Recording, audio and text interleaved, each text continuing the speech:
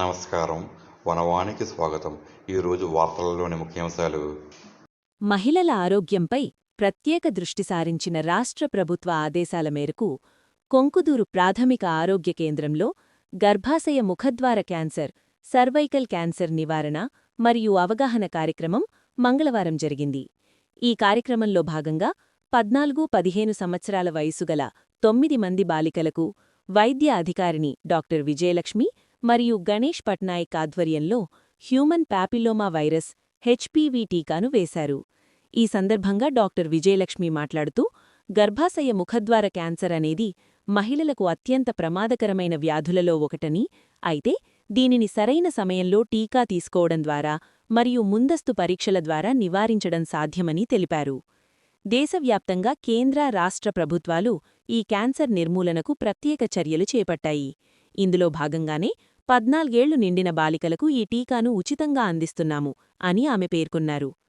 Cancer లక్షణాల గురించి వివరిస్తూ, యోని నుండి అసాధారణ రక్తస్రావం, దుర్వాసనతో కూడిన తెల్లబట్ట, లైంగిక సంపర్కం తర్వాత నొప్పి లేదా రక్తస్రావం మరియు అకస్మాత్తుగా బరువు తగ్గడం వంటి లక్షణాలు కనిపిస్తే వెంటనే వైద్యులను సంప్రదించాలని ఆమె సూచించారు. వ్యక్తిగత పరిశుభ్రత పాటించకపోవడం, చిన్న వయస్సులోనే గర్భం దాల్చడం మరియు సురక్షితం కాని లైంగిక పద్ధతులు వంటివి ఈ క్యాన్సర్ ప్రమాదాన్ని పెంచుతాయని ఆమె హెచ్చరించారు. ప్రభుత్వ చొరవ మరియు అవగాహన. ఆంధ్రప్రదేశ్ ప్రభుత్వం వైద్య మరియు ఆరోగ్య శాఖ ఆధ్వర్యంలో రాష్ట్రవ్యాప్తంగా ఈ వ్యాక్సినేషన్ కార్యక్రమాన్ని పెద్ద ఎత్తున నిర్వహిస్తోంది. సుమారు 3 నెలలపాటు కొనసాగే ఈ డ్రైవ్లో భాగంగా లక్షలాది మంది బాలికలకు టీకాలు వేయాలని లక్ష్యంగా పెట్టుకున్నారు.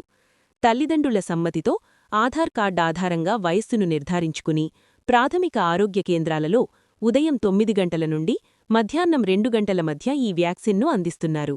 ఈ వ్యాక్సిన్ తీసుకోవడం ద్వారా గర్భాశయ ముఖద్వార క్యాన్సర్ నుంచి దాదాపు 98% వరకు రక్షణ లభిస్తుందని వైద్య నిపుణులు నిర్ధారించారు.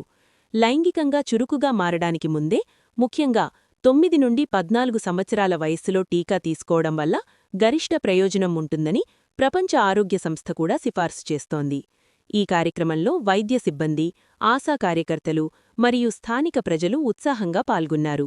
భవిష్యత్ తరాల మహిళలను ఈ మహమ్మారి నుండి రక్షించడానికి ప్రభుత్వం చేస్తున్న ఈ ప్రయత్నానికి ప్రతి ఒక్కరూ సహకరించాలని మరియు అర్హులైన ప్రతి బాలికకు టీకా అందేలా చూడాలని వైద్యాధికారులు కోరారు.